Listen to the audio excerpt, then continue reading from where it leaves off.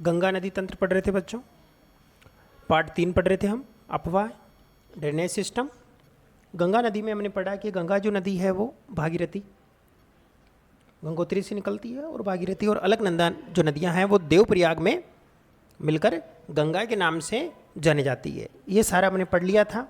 और हिमालय से जो निकलने वाली नदियां हैं वो गंगा में आकर मिल जाती है, गंगा की सहायक नदियों के रूप में यमुना, घाघरा, गंडक, कोसी, ये सारी नदियाँ। इनको हम मानचित्र के द्वारा यहाँ देख लेते हैं कि जो गंगा नदी है, यहाँ पर आप हमें दिखेगा गंगा नदी आपको नज़र आ रही है। ये यहाँ से अलकनंदा और जो भागीरथी नदियाँ हैं दोनों निकलकर ये इस स्थान पर देवप्रयाग नामक स्थान पर ही मिल जाती है, और यहाँ से गंगा नदी जो है वो आगे चलती है। और ये गंगा नदी आपको नज़र आ रही है। गंगा नदी में देखिए ये यमुना नदी आई, यमुना में बेतवा, चंबल ये मिलके यहाँ गंगा में मिल गई। गंगा नदी आगे गई, आगे बढ़ने पर इस तरफ से ये सोन नदी आकर मिल जाती है, और यहाँ से ये शारदा, घाघरा, ये गंडक नदी और ये बिहार का शोक कहलाने वाली जो कोसी नदी है वो सारी गंगा नदी में जाकर मिल जाती है। और बाद में जो गंगा नदी है वो बांग्लादेश में प्रवेश करती है, और बांग्लादेश में प्रवेश करने के बाद में ब्रह्मपुत्र नदी भी बांग्लादेश में आकर गंगा नदी में ये यहाँ पर मिल जाती है, और यहाँ पर जो है इस नदी का नाम मेघना नदी हो जाता है। कहाँ पर? बांग्लादेश में। आगे जो है ये यहाँ पर डेल्टा बनाएगी, सुंदरबन का डेल्टा, और जो सुंदरबन का डेल्टा है वो विश्व का सबसे बड़ा और तेज़ी से वृद्धि करने वाला डेल्टा है, यानी यहाँ पर ये सुंदरबन का डेल्टा बनाएंगे। सुंदरबन का जो डेल्टा है यहाँ पर सुंदरी नाम से पादप पाए जाते हैं, इसीलिए इसका नाम सुंदरबन का डेल्टा रखा गया है। और यहाँ पर रॉयल बंगाल टाइगर भी पाया जाता है। तो ये सारी फैक्ट जो हैं वो ध्यान रखने हैं, और ये गंगा नदी से संबंधित चीज़ें हमने पढ़ी। अभी हम आगे चलते हैं और नेक्स्ट पढ़ते हैं। गंगा नदी की जो लंबाई है वो 2525 किलोमीटर है। जो फैक्ट है वो 2525 है। आपके कोर्स में 2500 दिया हुआ है, तो आप 2500 भी याद रख सकते हैं, 2500 किलोमीटर। और अम्बाला जो है, अम्बाला गंगा नदी में जल विभाजक का कार्य करता है, अम्बाला जो नगर है वो। तो इस तरह से ये सारी चीज़ें हमें इसकी याद रखनी है। अगली नदी जो हम पढ़ेंगे वो है ब्रह्मपुत्र नदी। ब्रह्मपुत्र जो नदी है उसमें आपको जो फैक्ट याद रखने हैं वो क्या याद रखने हैं कि ब्रह्मपुत्र नदी तिब्बत की मानसरोवर झील के पूर्व से निकलती है। मानसरोवर झील के पूर्व से ये निकलती है।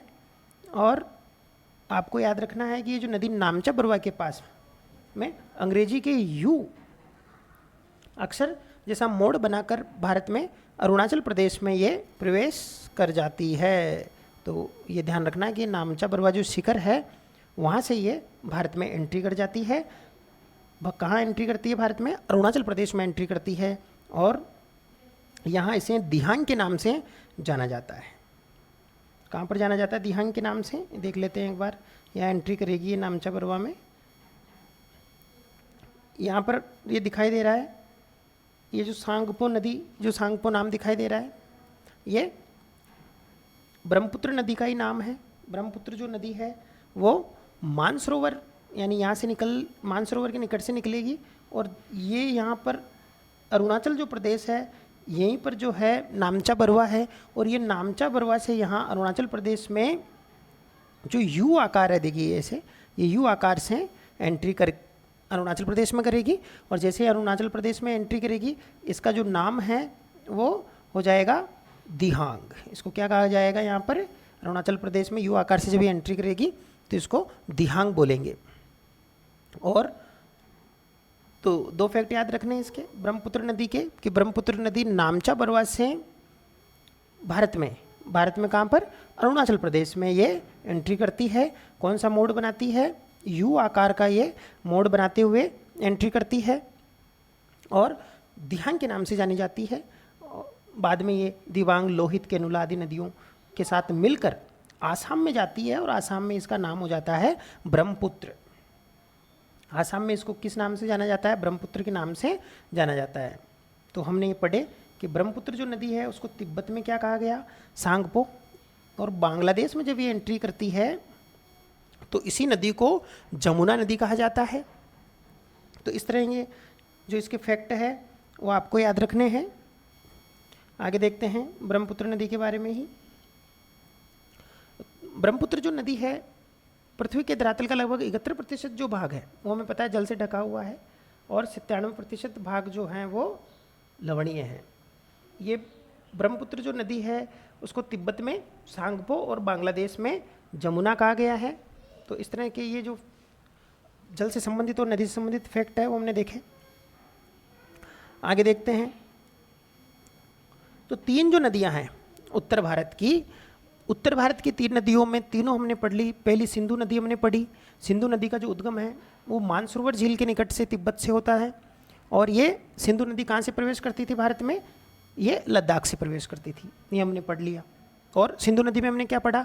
हमने पढ़ा सिंधु जल समझौता, जो कि 1960 में सिंधु जल समझौता हुआ था। उसके अकॉर्डिंग 20% जल भारत उपयोग कर सकता है, ये हमने पढ़ लिया। उसके बाद हमने दूसरी नदी कौन सी पढ़ी? गंगा नदी पढ़ी, जो कि अलकनंदा और भागीरथी देवप्रयाग में मिलकर गंगा नदी के नाम से जानी जाती है।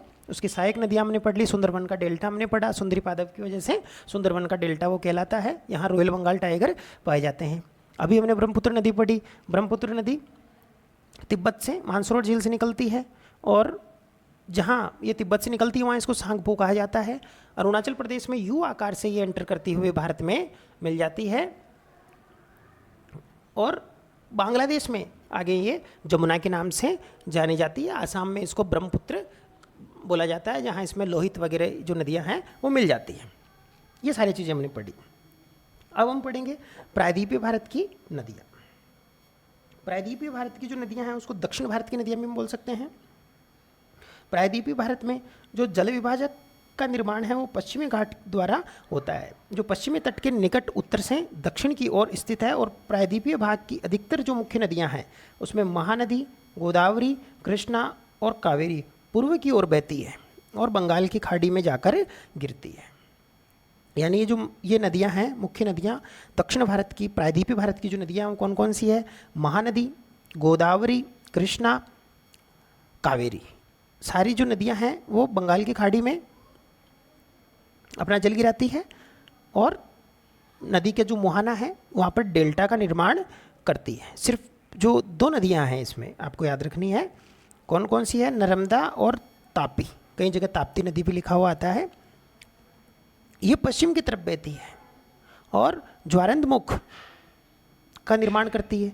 यानी ज्वारंदमुख से मतलब क्या होता है कि ये नदियाँ जो अपने साथ में कंकड़ पत्थर लेकर चलती है, सिल्ट वगैरह लेकर चलती है, नर्मदा और तापी नदी, तो डेल्टा वगैरह नहीं बनाती है ये, और उस कंकड़ पत्थर जो निक्षेपण है उसको नदी में ही लेकर ये नदियाँ गिर जाती है, यानी ये डेल्टा नहीं बनाती है।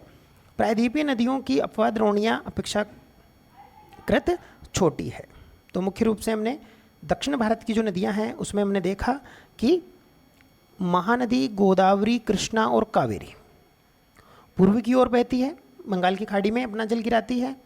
और 2 जो नदियां हैं नर्मदा और ताप्ती, ये पश्चिम की तरफ बहती है और ज्वारंदमुख का निर्माण करती है। ये हमने अभी देखा, दक्षिण भारत की नदियां हमने देखी। आगे देखते हैं नर्मदा नदी को देखते हैं। नर्मदा नदी, इसका उद्गम कहाँ से होता है? अमरकंटक की पहाड़ी से नर्मदा नदी का उद्गम होता है।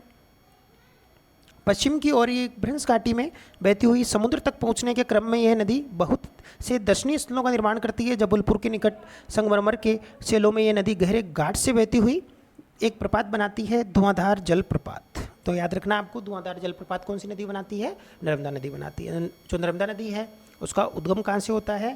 तो आप बताएंगे अमरकंटक की पहाड़ी से नर्मदा नदी का उद्गम होता है। ये सारी जो चीज़ें हैं नर्मदा नदी के बारे में। और देखते हैं नर्मदा नदी जो है उसकी सहायक नदियों में इनमें से अधिकतर जो है उस समकोण पर मुख्य धारा में आकर मिलती है। नर्मदा द्रोणी मध्य प्रदेश और गुजरात के कुछ भागों में विस्तृत है। तो बच्चों हमने नर्मदा नदी के बारे में भी क्या फैक्ट पढ़ा था?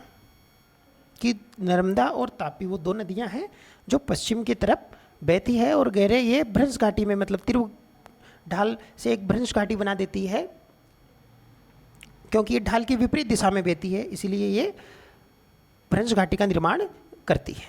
तो ये सारी चीज़ें हमने पढ़ी। आगे देखते हैं नर्मदा के बाद में तापी नदी। तापी जो नदी है वो मध्य प्रदेश के बैतूल जिले से, सतपुड़ा की जो पहाड़ियाँ हैं, तापी की जगह ताप्ती नदी भी देखो लिखा हुआ आ सकता है, तो आपको ध्यान रखना है। बैतूल जिला, सतपुड़ा की जो पहाड़ियाँ हैं, श्रृंखलाएँ हैं, वहाँ से निकलती है और ये भी एक भ्रंश घाटी में बहती है। ये हमने पढ़ लिया पहले, ये दोनों नदियाँ हैं वो भ्रंश घाटी में बहेगी, लेकिन इसकी लंबाई कम है। ये द्रोणी मध्य प्रदेश, गुजरात और महाराष्ट्र राज्य तक ही फैली हुई है और अरब सागर तथा पश्चिमी घाट के बीच तटीय जो मैदान हैं वो बहुत अधिक संकीर्ण है, इसलिए तटीय नदियों की लंबाई बहुत कम है। पश्चिम की ओर बहने वाली मुख्य जो नदियां हैं इसके अलावा वो है साबरमती, माही, भरतपुंजा और पेरियार। ये सारी जो नदियां हैं वो पश्चिम दिशा की ओर बहती है। तो एक बार हम इनको मैप में देख लेते हैं, नर्मदा नदी और ताप्ती नदी को, कि वो कैसे। देखो ये जो है दक्षिण भारत की जो नदियां हैं वो, यानी ये जो साउथ वाला जो ये एरिया है ये प्रायद्वीपीय भारत जो है, क्योंकि ये तीन ओर से पानी से घिरा हुआ है, एक तरफ अरब सागर, एक तरफ बंगाल की खाड़ी है और एक तरफ यहाँ पर हिंद महासागर है। तो तीन ओर से पानी से घिरे हुए होने के कारण इसको क्या कहेंगे, प्रायद्वीप कहेंगे, दक्षिण भारत कहेंगे। और दक्षिण भारत की जो नदियाँ हैं